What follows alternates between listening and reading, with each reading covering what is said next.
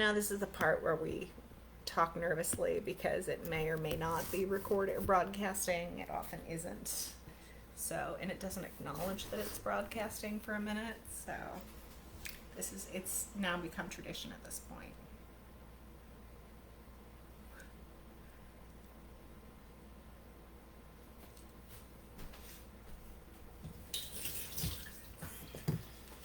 Okay, we're live. Of course, it's like just as I start washing my hands.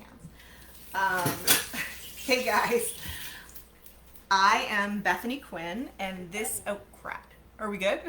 We are live. We're live. I'm Bethany Quinn. This is Quintersectional Conversations, and this afternoon I'm here with Helene Horowitz, who's going to tell us all about some of the awesome things she does. I couldn't figure out what I wanted to make beyond some kind of yeah, and there's a bit of a lag. And I'm gonna make some kind of a tomato cocktail. I don't really know what, so I got out all of the things. I've got like some tequila and some mezcal and some vodka, and then I have like soy sauce and Worcestershire sauce. Oh, and I have tomatoes. We're just gonna laugh. It's good. So you may be seeing me make like funny faces, but it's not at all about what Helene's saying. It's just because, you know, this may taste interesting. So Helene, hi. Thanks for joining. How are you?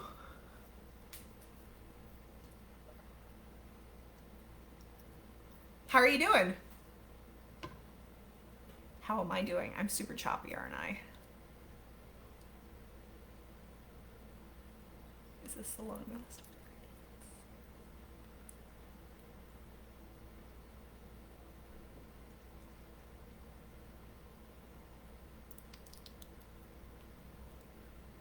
Are you there? Can you hear me? Hi, Bethany. Okay. Good to see you. I miss you. I miss you too. You know, every day is the same. Yeah, right?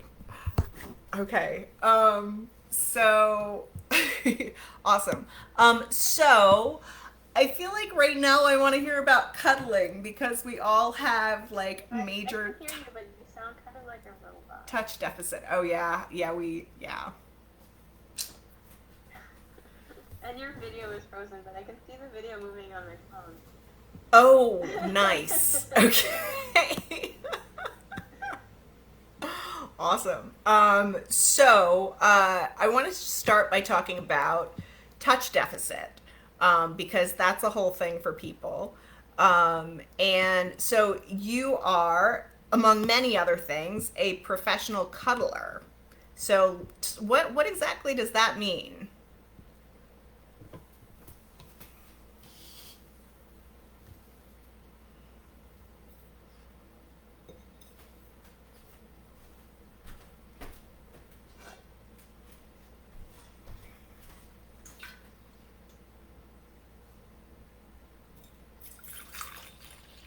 I mean, I could just talk about things I really want you to talk about.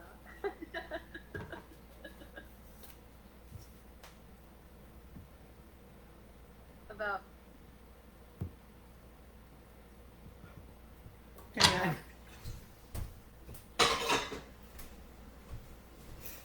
Let's see.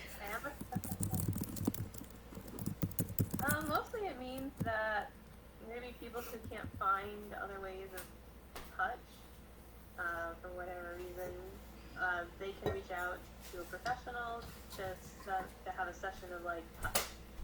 It's not sexual. Like our clothes stay on. Normally I do cuddling on a couch. Like it's just cuddling. And I book it in hours normally. My clients are normally often widowers or recently divorced, or they're immigrants. I have a lot of clients that are like first generation American immigrants. They're my most common clients. Very interesting. Very cool. Ages range from like 20 something to like 70 something. Wow. Huh. Very cool. And how did you get into that?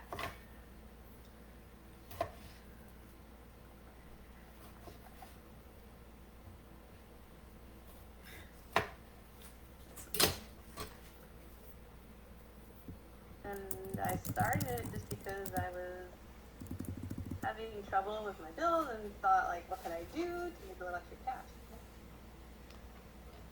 Okay. So, where did you learn that was a thing?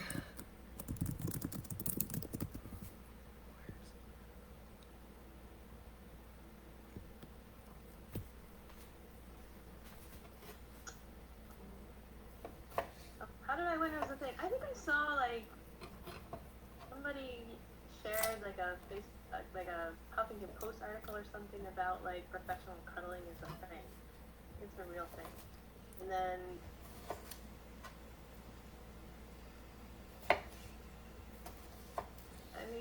it was just like something like either somebody shared a video or like an article in my feed, and I was like, that's interesting. That's a real thing. People get paid money to cuddle. That's crazy. It's like, sounds really, like, as long as you assume that it's not sexual, it's like such a cute thing, you know? You're just like, I don't know. Everybody misses being cuddled, I feel like, right now. Yeah, so that's, I don't know. I just thought that was a really cool thing that you do that is really certainly off the beaten path. Shoot, there was another thing. Oh, so Burlesque, you are a member of the DC Gurly Show. How did you get into that? And you want to talk a little bit more about what the DC Gurly Show is and why it's special and awesome? Yeah. I mean, some people don't have any connections with people outside.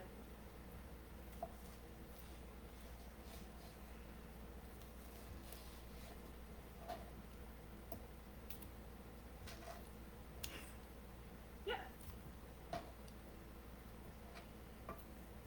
Okay, well, that's so.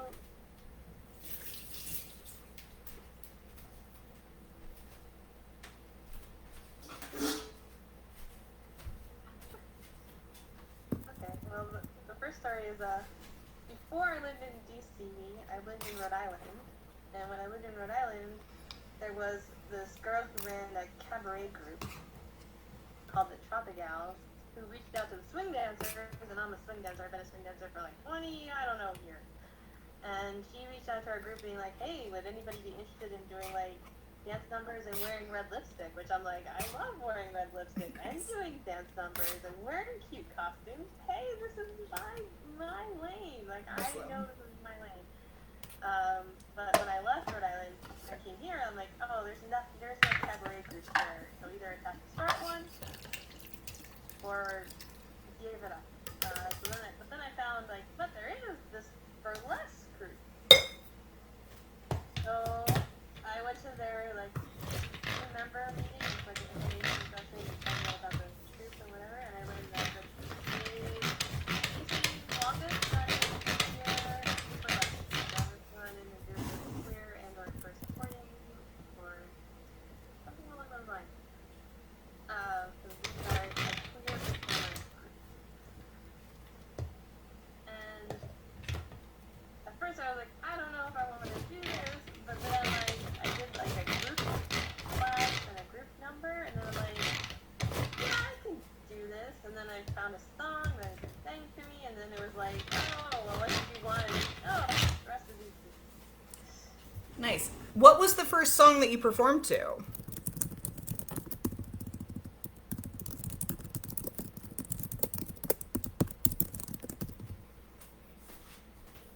Oh, the first song I performed to?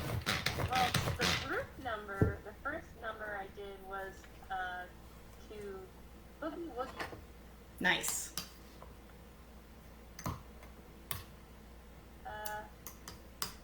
But what was the first solo number that you did?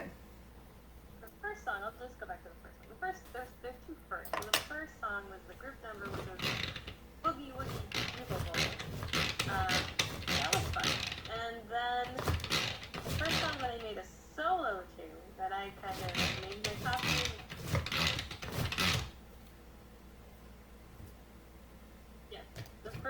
number. Like I did everything for it. I picked the song, the lyrics around it, the costumes, and the pasting. And the first song was Ticks by Brad Paisley, which talks about going outside and like maybe ticks could get on you and I'll help you find them. Oh my god. No, I've never heard of such a disease. Come on. That's really funny. That is amazing. Do you want to talk a little bit, wait, no, you did, you covered that. So why, what keeps you doing burlesque? And also, for people out there in the audience considering potentially doing burlesque, what would you tell them? No, this is having such, even the Facebook is saying broadcast interrupted. This is not our day for technology.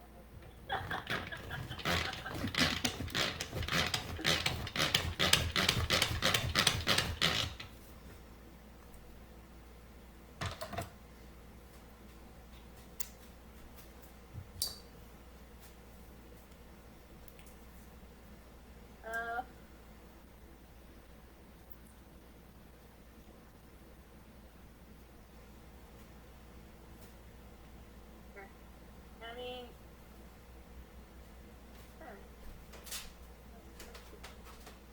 so the first part, like, what keeps me going, is that I do enjoy being the center of attention, and I love the glitter and the glamour and the showmanship of it.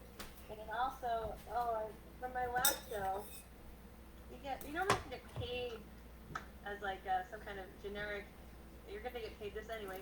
And then we have an audience which is so nice to us. And they dropped, this was just for one show, my last show. Wow. I moved to Mexico and I forgot them, so I'm still here because who wants to use cash anymore?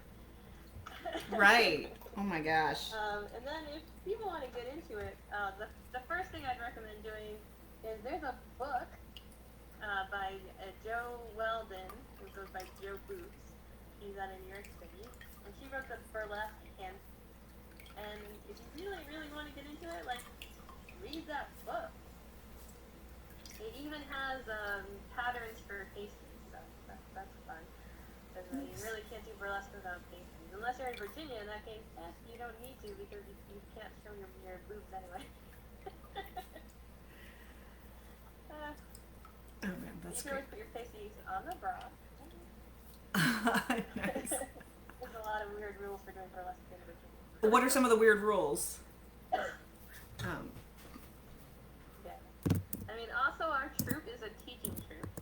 So if you can feel like you can identify with a queer troupe, just watch the DC Gurly Show and for that new member information session, and you can help decide like that. Also, just watching YouTube videos. Like I know I have 2 YouTube videos that people can find under my burlesque name, which is Lindy Luck. Nice. Weird rules in Virginia. Well, the rule we were told is that you can't actually show like your boobs, so you always need to have like a bra or something like that on. Other weird rules were we had to lip sync during our acts, which most places you don't have to lip sync. Like you can if you want to, like drag queens do, but like you don't have to. But in Virginia, like you have to because stripping is technically like illegal in most establishments. Unless you have like some kind of special, like I believe like the gentleman's club has some kind of special rules, but I think that they still have to wear pasties. Like they can't actually show their whole boobs either. Which is weird for a strip club that they have to wear pasties. I've never gone, but I should just to see what it looks like. Definitely.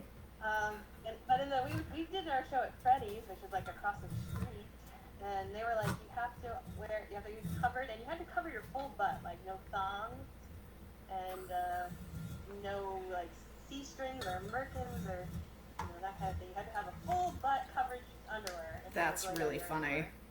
And we had in one more rule that like you had to leave the stage at the end of your act wearing shoes and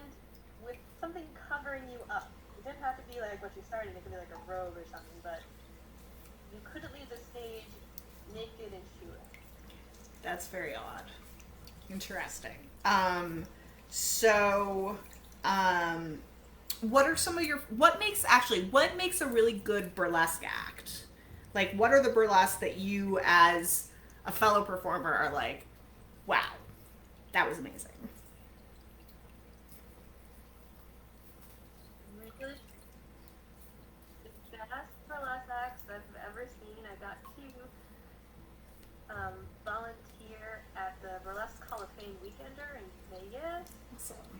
And I saw the shows, and like every act was mind blowing. They all made me think like I need to work a lot harder.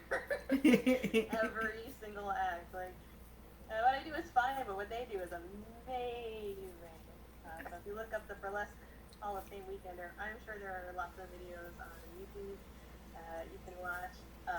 Every act will blow your. I know that most people on a local level do not have that kind of production value or costume value, or, I mean, it's kind of like, you know, the difference between a local drag queen and a drag queen on RuPaul's Drag Race.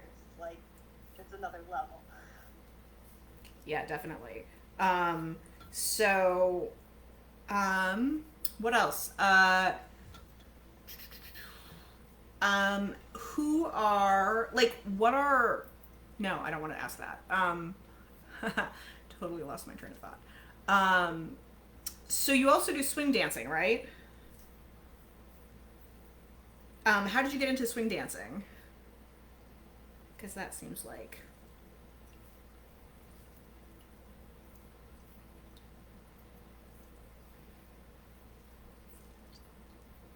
I wish I could do it. I totally broke up on me. Oh, hang on.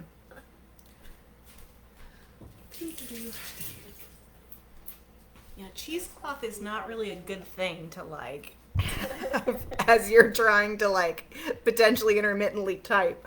Let's see, so,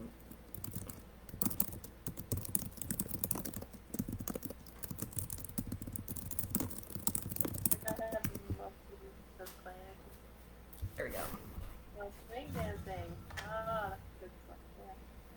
So I started swing dancing at a very, very cool time to start swing dancing, which was in the 90s when there was the right before the swing revival happened, which was like the most amazing things to experience as someone who just learned how to swing dance. We went from I basically was curious about it because I liked very kind of junior a lot. I had the very kind of junior album I had in my CD player. I played a lot in the 90s, and also I started being like, ooh, vintage clothes are fun, and I would go to like vintage clothes show, and then in college, I learned that when I went to college my freshman year, I learned that people do swing dancing. It's not just an old timey thing. Like people do swing dancing, and it kind of like blew my mind that hey, I could do swing dancing. And my dorm had like a workshop, so I went to the workshop in the dorm, and then I joined the Ballroom Dance Club, which was run by a world-class Lindy Hopper, and Nice. I also did a bonus like Sunday morning class at the gym at our school that I also took that, and then he encouraged us to come out dancing. There was this bar in New York City where we would meet up on Monday nights where this jump blues band would play, and you can swing dance and jump blues. Totally works. Not the best, but it totally works. And we'd go like every Monday, and for like a year or two, like it was like the 20 same people in the bar every week. And then the Gap ad happened, the Happy Swing thing, and all of a sudden swing dancing was the hottest thing on the planet for like 5 minutes. And our little bar would get these busloads of Chinese, like, Chinese tourists. And they'd come with their cameras, I'm not sure. And they would come with they would come in and like line up along the back of the bar, like 3 people deep, take us like all these pictures of us dancing in this little restaurant where like maybe 2 or 3 couples could dance at any time. And then they would like leave, and I even made the style section of the New York Times. Ooh. At this bar. It was just my arm and my leg, but I knew it was not my leg. My mom was so mad when she bought it, and she was like, don't do it. I'm like, that's my arm and that's my leg. Yes! Oh, man. I made tons of friends. I mean, my network is mostly swing dancers. That's awesome. And why swing dancing above other styles of dance? Like, why is the one that stuck with you? I like the structure of it, but there's like a definite structure to it. It's mostly pretty easy. There are some mechanics and some finer techniques and things you can learn, but they're basically and I like the feeling when you dance with somebody who can do this, where you get the push and pull feeling. It's like a push-pull feeling that happens. Mm-hmm. And the main move of the Lindy Hop is something called a swing out, where you kind of dance in a circle. And if you have that stretchiness, the push-pull along with the circle, it feels kind of like a carnival ride. That's awesome. It's kind of an amazing feeling. That's really cool. It's something worth going back to. Nice. That is really exciting. Plus, the community is super welcoming. Don't smell that. Do I want? I don't know. That was a lot of that. What is that with beer? It was wasabi. So I don't know, again, totally experimental. So I took the wave from earlier today. Downtown New York City in the 90s. It was a wild place to be. Whoa, New York City in the 90s was the Nice. That's awesome. I would have made it so well. That is amazing. What else about, so how was you? I was there when Rudy Giuliani started bringing shit down. Oh shit. Be like, oh, I don't like this. But he dignified that. New York City for us. Now you can walk around Times Square and not be afraid of being mugged. It's a whole thing.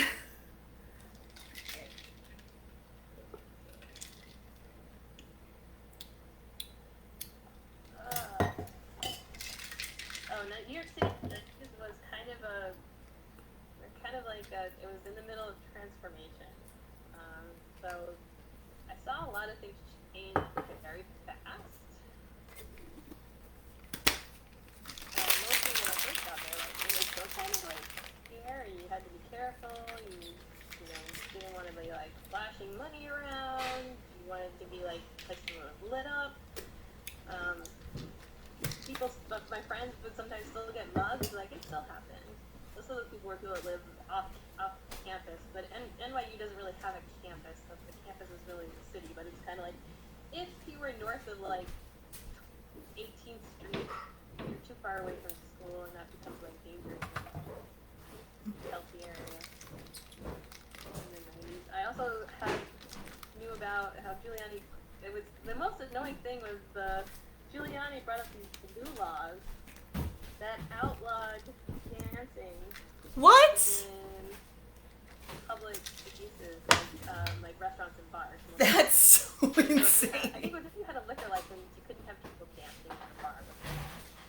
Oh my god, that's so footloose. You had to apply for a special permit that was called a cabaret license in order to have people dancing in your bar. And it was dancing with 3 or more people dancing at the same time to synchronize music.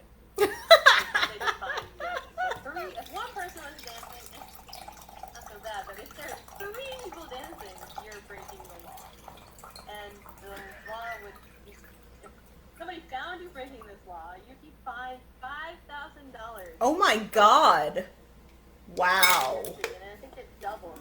That's nuts. Every time somebody was caught dancing in the bar. It didn't have this stupid license, and the license was, I believe, you had to go to 10 different offices to get the license. Plus, it was like very expensive. I think it was like $3,000 or $4,000 for the license, almost as much as a fine. And you had to go to, like I said, I think 10 different, and they're all different buildings, all over the city, open at different times. Like, they did not make this, they made it very, very hard to get a cabaret license for your bar. So most bars were like, we can't afford this, we don't have the time for this, we are not getting this stupid license. And it would cause the shutdown of bars that people thought were loud and obnoxious. Like, it was mostly a way to, like, gentrify the city. Yeah. That's mostly how it was used. This bar is loud, and there's drunk people here all times, day and night. Like, if it just wasn't here, the property here would be worth so much more. I mean, it's already worth a lot, but it'd be worth so much more if this bar wasn't here. I could put up my fancy-ass condos. People are terrible. So now New York City's more fancy-ass condos. Yeah. Yeah. That's They did finally repeal that law a couple years ago. That's so crazy. Wow. So, what was I gonna say? Now, of course, when I go to type, I'm like totally forgetting what it was. Thing with the stuff, yeah. Oh, but so where are you working now? Your day job, aren't you kind of in like medical something or other? Do you like my interview questions? I'm clearly prepared, like very, very intently for interviewing.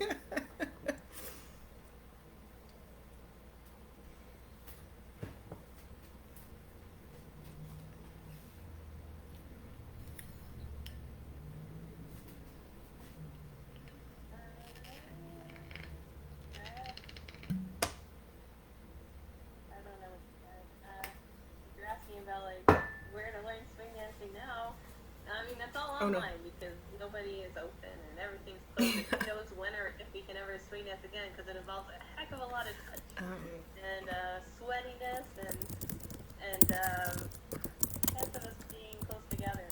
Almost stereotypes somebody else. I'm sure I'm not answering whatever you just asked.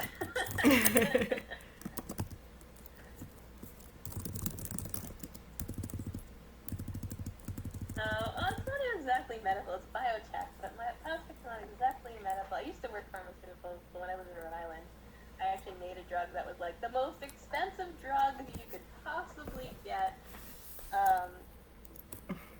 called Solaris. I think I've heard of that, but I don't know, maybe it's just a pretty common name. I think they were Ricard and Solaris.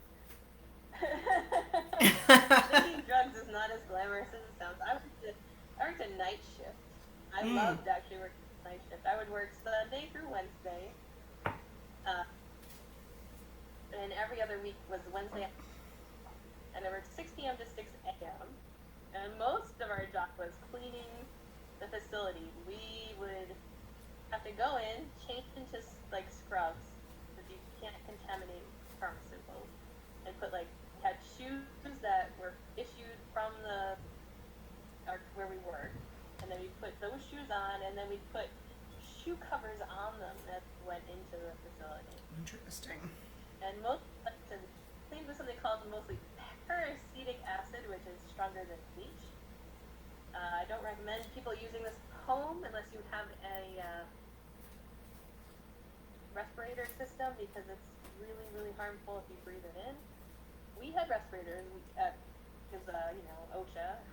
They care about us. They want to make sure we don't die. And peracetic, you have to use OSHA. It kind of smells like pickle juice, but then if you actually breathe it in, it burns. You know it's bad. We would wipe down the floors with it, the counters, the vessels, which it went in, which look kind of like, if you ever gone to like a brewery, the kind of vessels that a pharmaceutical company uses, looks a lot like the kind of things you see to make beer. Stainless steel tubs, where I worked, had a bunch of these big tubs. They had 3 3 for making things, and then a room of like 8 that could hold things. And they were like 10,000 liter stacks, mostly. That kind of size, like gigantic. And we would mostly, it's water. We would start with water and add salt to the water. I made buffers, is mostly what I did. And the buffers are used to make the other things happen. So the buffers are kind of like a pre-making thing that you just add basically salt to water, let it spin, and then transfer it into another vessel to hold it so they can use it. Interesting. Very cool. That is neat. And how have you been doing with COVID? I feel like your job, I know that you used to go into the office, but how is that going now? How are you coping?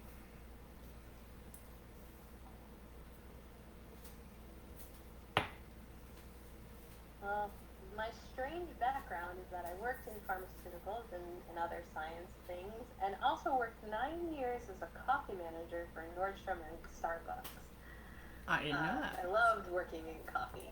So Really? I applied here for a job actually making kits of the products that we sell, manufacturing kits, and they saw my weird background and were like, wait, we have a better job for you than making kits, even though I think I would probably actually maybe like making kits better, but it's okay, that's not where I ended up. And I've been doing this job for 7 years, so maybe they're not wrong.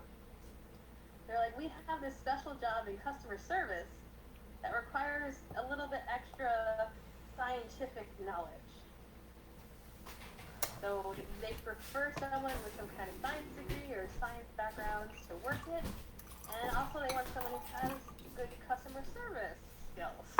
They're like, well, you work for Nordstrom and Starbucks, you probably have good customer service skills. Maybe. Because those people are rough. No. Yeah, so my job is more, it's always on a computer. Like, all I do all day is sit at a computer, and I transfer data. My job is mostly to deal with custom things, so when people want something that's not on the menu, but is similar to things on the menu, I help them with, like, can you do it, and what's the pricing? Oh, that didn't look like it tastes good. That's a bad taste. No, that's not.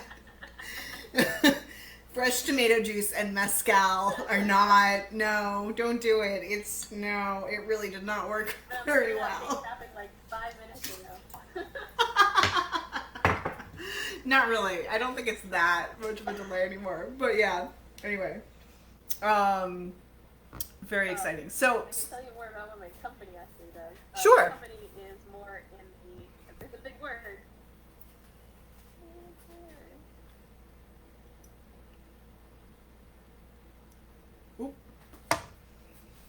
Oops, there we go.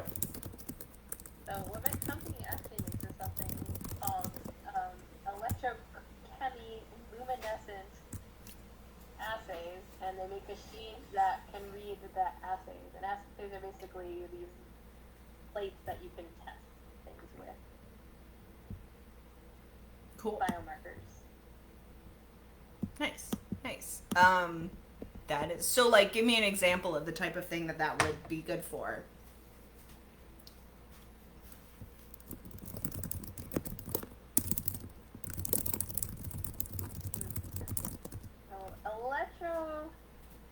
What's something that'd be good for? Oh, I mean, it's good for any kind of research you want to do for making drugs. It's good for quickly seeing if, like, the people that you're working with have the problem you want to fix. It's good for seeing, like, if your drug is actually fixing the problem.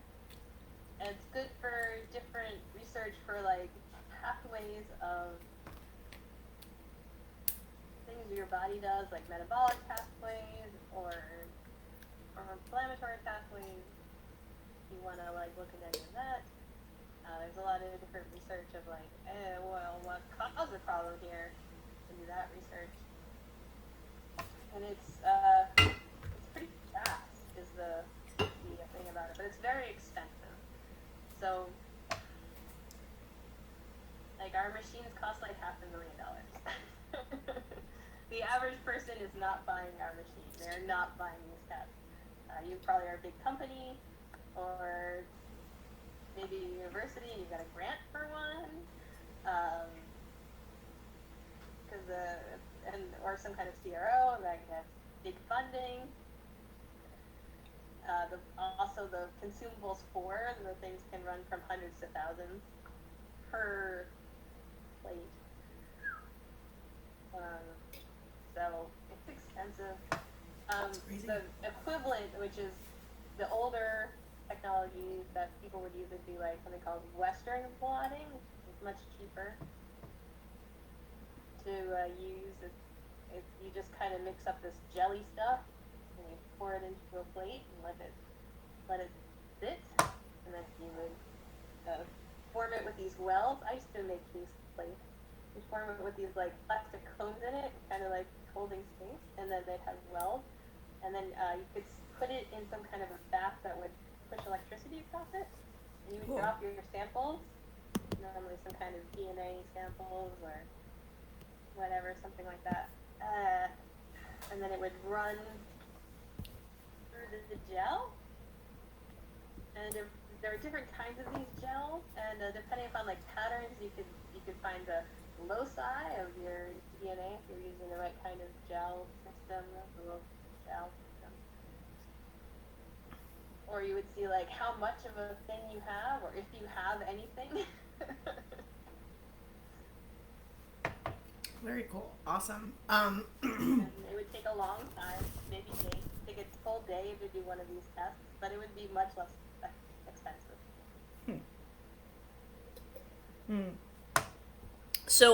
So what if it was technology that was older? We had it first. Yeah. Still pretty modern, but older. Okay. 20 years ago. That's the year that I still think it is.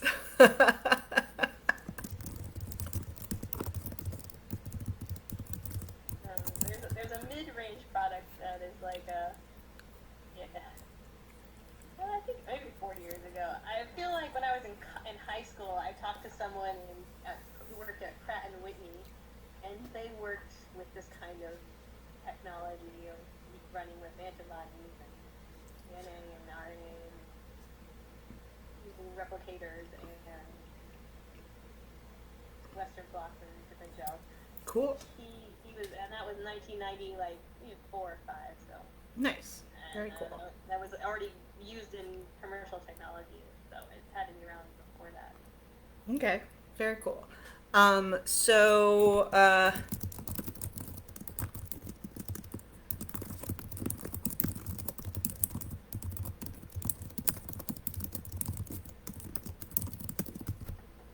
How goes COVID? Have you picked up any new hobbies or watched any good TV shows?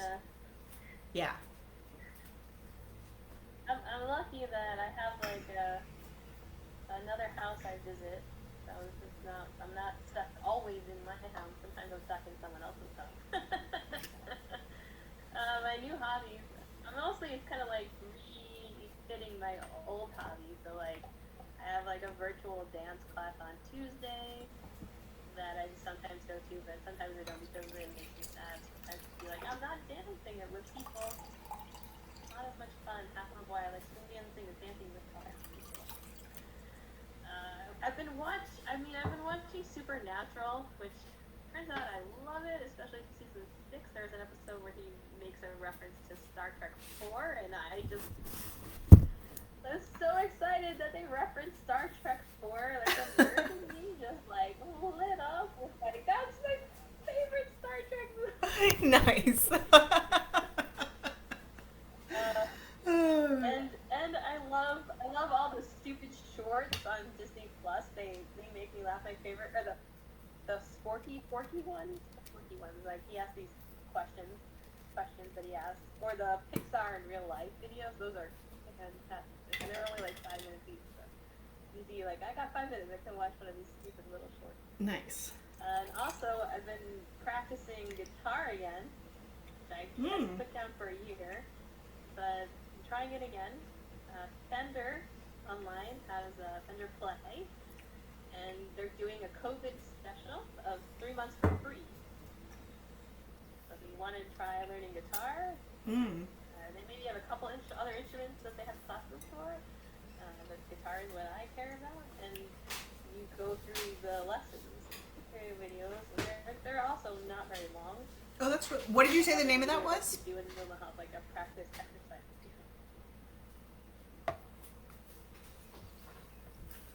Experimenting with how long the lag is.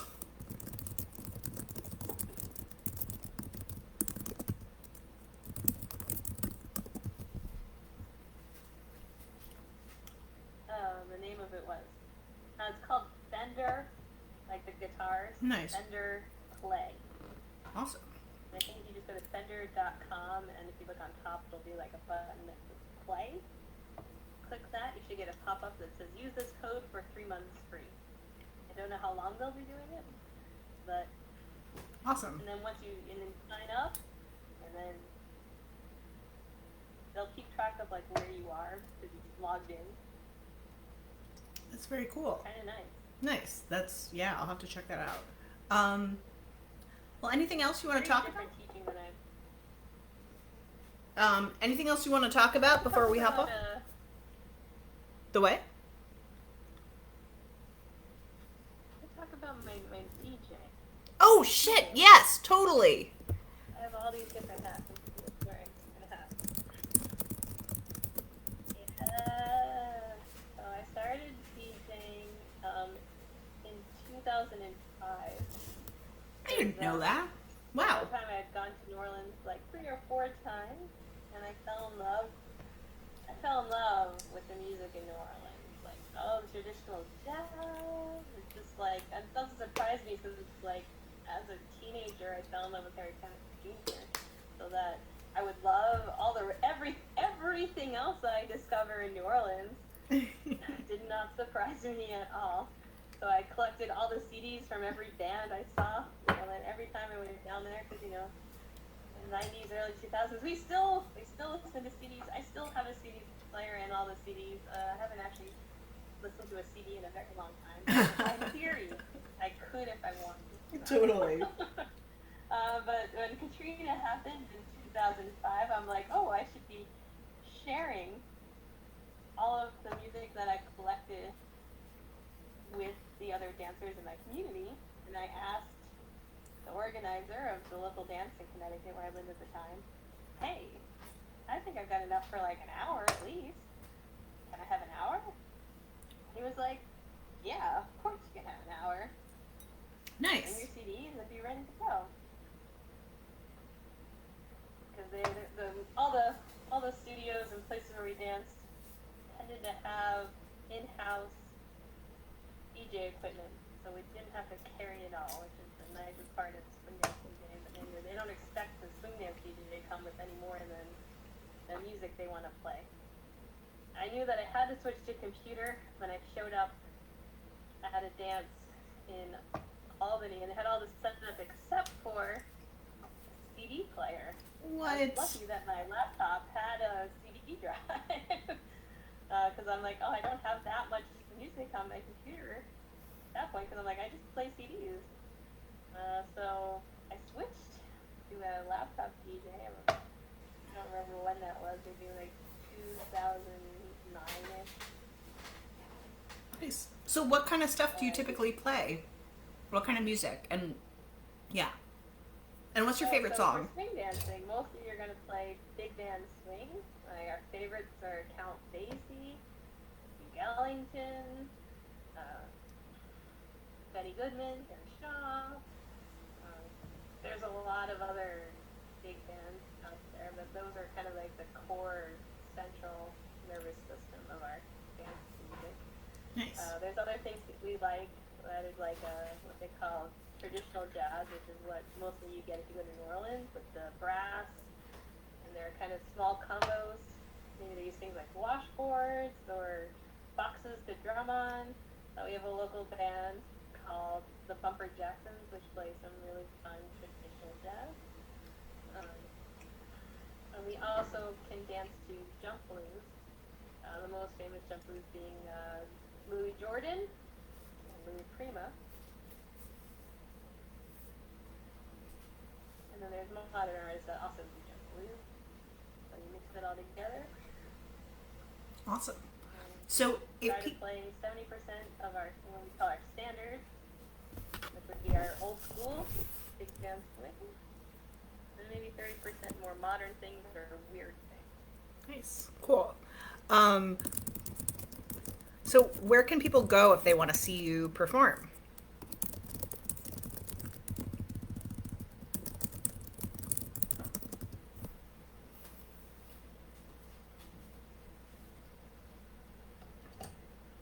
Well, it depends upon what kind of performance. Good point. Right now, nowhere. Everything is not happening. In theory, I often DJ for Capital Blues. Okay. Go to Capital Blues. They have a Facebook page and a website, and they tend to be every Thursday in the back room at Glen Echo. Glen Echo is like our home here in DC for swing dancing and blues dance. And sometimes they'll DJ at the New Columbia Swing, which is Columbia Heights. They are on Tuesday nights. And they're also, everybody's close. Sometimes I also DJ Jam Break on Saturday night at Glen Echo, although I haven't done that in a while. Cards change, people forget people, it happens. Also, I've been trying more to sell myself as like a professional DJ. I bought my own equipment, so I don't have to worry about what's going to be there when I get there. And I have a website called Glitter Galas, and a Facebook page, and I think Twitter, no, I have an Instagram, not Twitter. I'm not so Twittery. That you can go to and book me as a for your private parties, or someone you know has a private party. You can send them my way. I've done a few weddings. I did a basketball game for an elementary school that was like a teachers versus parents thing. It was so fun. It was probably one of the most fun things I've done there. I've also done some like block parties outside. Oh, that's fun. And I've done like the most special event I got to do was this afternoon Sunday thing at Capital One Bay on M Street in Georgetown. And they hired me to play for. They had a scrapbook making party for the new year. That's for so. Dress for Success. Aww. Who were like the organizers and I guess main people who run Dress for Success here in DC, and maybe some people that have benefited from Dress for Success there. I'm not sure who the guests were exactly, but I know it was Dress for Success. And that was way fun. I played all this uplifting music for them to get what they wanted. I'm always gonna play what they want. That's awesome. As long as I have a good broad knowledge of music, and there's some things that are harder. Like I did a Christmas party for this company, and they were like, we want some Bollywood mixed in with our dance music. Yeah. Okay, I just reached out to my Indian friends and like, tell me some good Bollywood. Nice, nice. And when I played those songs, and the people the owner of the company went nuts, like, oh my god, I can't believe you're playing this song. You're the best DJ. That's awesome. Nice. Just to have a good network of varied people. Awesome. Yeah, definitely. Nice. Well, thank you. Anything else you want to talk about before we say goodbye to the nice people? And Your video is so frozen. We're not coming through it all. yeah, our connection is just really not 4 minutes, girl. working.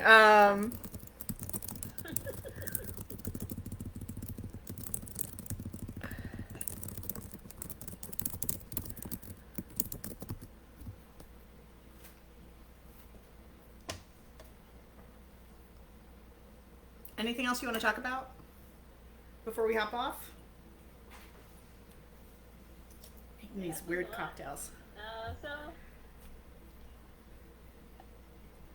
One thing I'll say is that if anyone is interested in learning more about professional cuddling, there are 2 major sites you can check out. One is called Cuddleist.com, and that's kind of one of the main professional cuddling sites. And there's the other one, which is called cuddlecomfort.com, and that's the one I work with because they have a different rating.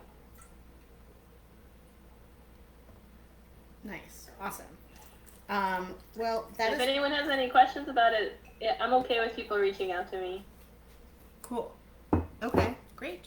Yeah, if we could get those websites up on, just if you could comment on the video when that goes up, that would be awesome. These cocktails are very interesting.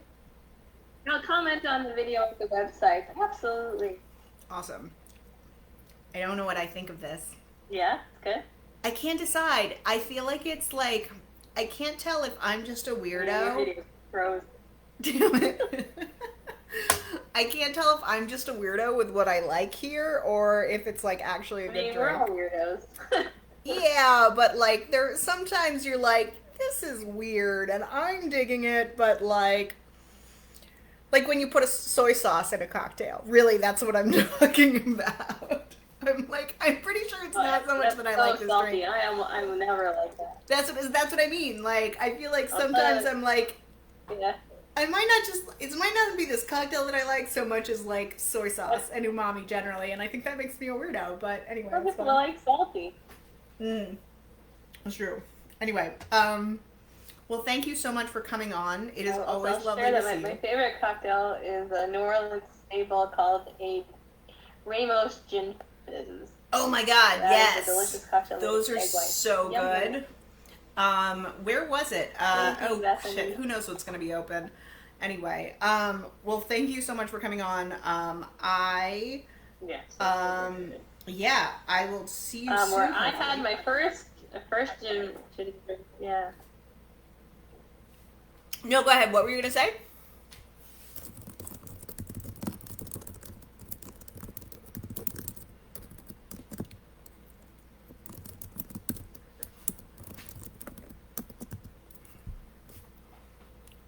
Oh, my first Gin Fizz, I actually had it in a really cool way that my friend worked for NOLA.com, and he was doing this series on the classic cocktails of New Orleans, and when I visited, he was filming the Ramos Gin Fizz episode. Nice. And this fantastic bartender who was at the, I think it was the Four Seasons where we went. And we went to this dark bar in the back corner, and the bar was technically closed, but we got to be there because of the filming. And he told the history of the drink while he made it for us. And then after the filming, I got to drink it. It was amazing. Nice. Nice. If I can find the video, I will also add that as a comment. Yeah, that would be awesome. It was pretty cool. I still don't know what I think of that.